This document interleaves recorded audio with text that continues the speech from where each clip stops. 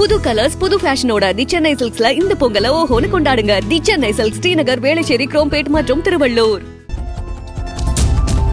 அவதூறு வழக்கெல்லாம் தமக்கு ஒரு பொருட்டே இல்லை என்று அதிமுக முன்னாள் அமைச்சர் செல்லூர் ராஜு தெரிவித்தார். மதுரையில் அதிமுக சார்பில் நடைபெற்ற ஆர்ப்பாட்டத்தின் போது முதலமைச்சர் மு.க.ஸ்டாலின் குறித்து அவதூறாக பேசியதாக தொடரப்பட்ட வழக்கில் மதுரை மாவட்ட நீதிமன்றத்தில் செல்லூர் ராஜு ஆஜரானார். இதனைத் தொடர்ந்து செய்தியாளர்களுக்கு பேட்டியளித்த அவர், ஓபிஎஸ் குறித்த கேள்விக்கு புலிவேட்டைக்கு போகும்போது எலிவேட்டை பற்றியெல்லாம் பேசாதீர்கள் போங்கப்பா என பதிலளித்துவிட்டு சென்றார்.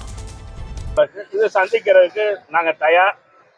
நாங்க புலமுயற்சி வழக்கே சந்திச்சோம்.